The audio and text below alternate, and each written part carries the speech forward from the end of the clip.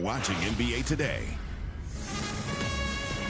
My game, I would say I'm very competitive. The confidence that he's playing with is next level. Doncic looking for that dagger. Luka, and he got it! This man is a straight-up savage. I try to read the defenses, controlling the game. Tap that glass, don't tap that glass, there's a monster in it. He's giving us flashes of boom, boom, boom. The ooh and ah. Huh? Bling, bling, bling, bling, bow. No, he didn't. There's that step back.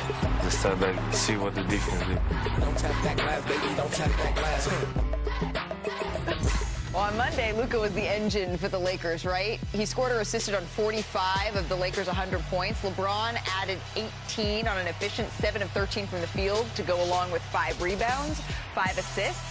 And the Lakers, now they're on a 6-game winning streak. And tonight, LeBron, KD, they square off once again here. Now, today is going to be the 32nd time that LeBron and Kevin Durant have met in the regular season in their careers. And this one's even more historic because they have over 75,000 regular season points combined. That is the most for any two opposing players all time. But that's not what they're going to be looking at. Tonight decides the season series. Janae is wearing Rockets red. She knows it. Just sorry for a low. KD said, we haven't even started, guys. KD said he's the offense, right? Just gonna look at Shump. Shump is the adult in the room, and that is saying something. But the offense was really tested on Monday. What adjustments do you want to see KD and the Rockets make here? Well, for KD, I think it's knowing that double team's coming, or you might see it. Not having Goonie the other day, that kind of hurt him. I saw him doing. It wasn't that the turnovers that he was having. It was that they were unaggressive turnovers that had nothing to do with making a play. It's just trying to understand what to do with the double team. KD knows he should never have done that, but, at least he went in that press conference and cleaned it up. I expect a really aggressive start for him tonight. Yeah, look, I agree, but KD also, he can't be the primary ball handler, right? And he got to put himself in position. Ime has to put himself in position and put him at that damn nail where he can't be double. If Alman Thompson and those guys can't bring the damn ball up, and just watch right here. Here you go right here, prime example. KD moving without the ball. Right here, the little drive circle action. All of a sudden he cuts, he gets to his spot right at the nail. He's knocking that down. And then we take another action right here. Set a little screen, fighting for position. All of a sudden, they set another one. He gets the switch. He plants his feet in the ground. And all of a sudden, you can't double right here. Oh. Look at the space. Channel drill. You got one man in the corner. Now, all of a sudden, KD go to work. Quick spin, rises over the top. He's 6'11", 7 foot, 7'1", whatever it is. And then you know this butter. So, again, stop bringing up the ball. They're going to send a double. They're going to fire every single time. Get the man at the nail and let him go to work. But he also got to do the straight line drives. Like, even if you see a double team coming, I know KD knows. You see the double team coming, the closeout man coming, attack that man. Attack that man, Joe. Like, you know what I'm saying? Like, come on. I'm going to bring it both together because what you said, Shump, is so true. It's not just the double team. It's where you're getting doubled and the catch. Because Nikola Jokic, he always gets double team, but he's on the three-point line. On your plays, KD was on the three-point line before he was getting doubled. Once they bum rushed him at half court, that has to be an adjustment. Reed Shepard, Amen Thompson, and then also, most importantly, Alperen Sengun. I was on SportsCenter when Tim McMahon shared that he's likely to play. He's back. Alperen Sengun, he is back. That's important because he can also bring the ball up. Right. But they just got to fight back. The Rockets have to fight back. He provides an outlet for the double team, right? He's a good passer. He can make the next pass, and that's something that the Houston Rockets didn't have last outing. Yeah, the biggest question was decision-making when KD released the ball, and it was just questionable. But Alperen Sengun, he is someone that we have compared to greats when it comes to passing. But on the other side, honestly, you guys, I was very impressed with the Lakers defense. Now, I know it's a small sample size, and we're seeing the guys warm up right now. Yeah, this was today, and Alperen Sengun not on the injury report. So as Tim McMahon mentioned, good to go in this one. So it's good to see him out in that practice footage. But yeah, the Lakers side of all of this, they are on a 6-game winning streak, and we were talking about the fact that it's kind of a real winning streak at this point. It's okay, so two things. One, defensively, this was impressive. Not only to force Kevin Durant to have 7 turnovers and have a strategy that worked. But over, I think, the last 10 or so games, the Lakers have had, I think, like the 6th best defense in this span compared to where they are in the year, which is 20th. So finally they're getting the buy-in, not just when it comes to defense, but also it seems like they're kind of accepting their roles, because they've shifted to where LeBron James has not really gotten to the last, 25 or 27 points. It's like been more 20, and that might be better for Luka and Austin Reeves. Well, to be honest with you, J.J. Redick is coaching his ass off. I give him a lot of heat, but I'm going to give him his flowers right now, too, as well.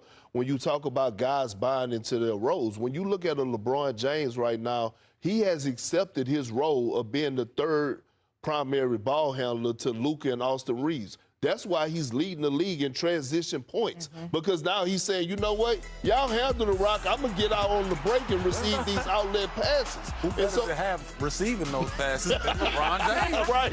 And you know what I like about this? The question for the Lakers that I have, right? Of course, every time you see a run like this, you wonder about, okay, but how is it going to translate when it matters most? How is it going to translate to the playoffs? That's the thing. Right, and this type of mini-series where you play a team twice, back-to-back, I have questions about how their defense holds up. They'll beat them, 4 Malika. straight games. They'll beat them. The problem is they're still in the second right round, and it's not a big lock on them because they're just looking up to OKC and the Spurs. Hold on, Perk. Okay. All right, let's get to some women. Wait, but can we make a further assessment after this next game when Şengün plays? Okay. Thank you. That's the next word has to be bet. We don't run around the studio. All right, the USA women. Let's get first 4 in Dayton. Tremont Mark. Did you guys see this? Lefty, the game-winning shot, 1.1 seconds left. Get to your spot. To beat NC State. So Texas now advances to the round of 64. They're going to face BYU. We mentioned that deep draft class. Freshman superstar A.J. Debinsa, who leads the nation in scoring. But before we get to the field of 64, how about we do a quick top of the top here? These are the best buzzer beaters of all time by future NBA players, all right? So let's go to the 2021 semifinal game. The game is tied at 90. Go Zags. I remember this one. Hey, off the glass. Jalen Suggs puts it up from just past half court. And then the Zags move on to the national championship. And yeah, he had to jump on top of the scorer's table. And then at number 2, 98, UConn down 1. Several misses, but Rip Hamilton. Ping pong. Finally, and You gotta scores. be mad giving up all those offensive rebounds and not getting those second effort plays. That's how I felt watching the Lakers and Rockets the other day. All right, at number 1, this is possibly the greatest play in college basketball history here. The shake. Christian Out there Laettner. and did a whole post move. And the That's rest a dream is history. shake right there. Yeah. Duke moves on to the Final Four and goes on to win the championship. But you know we had to have a bonus, right? In 2018, Oh, my gosh, Arika cold-blooded. Agumbawale. Arike. Ice cold. Cold-blooded. Because that was for the Natty.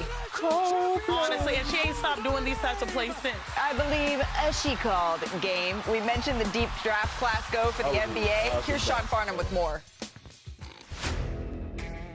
In 78 years of NBA draft history, 3 classes stick out as all-time greats.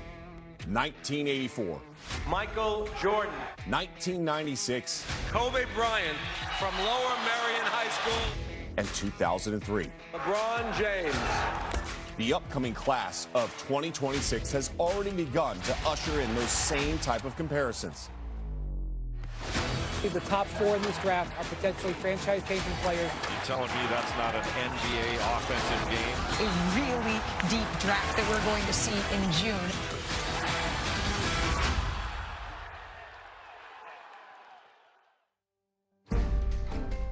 It's an increased topic and finding ways to combat tanking.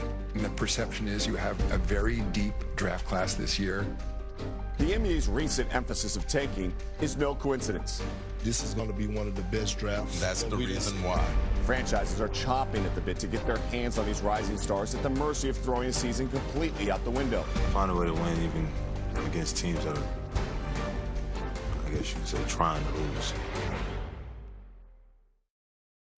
Starting with the guy on the top, Darren Peterson. Peterson. Jams it. Wow, what a finish by Darren Peterson.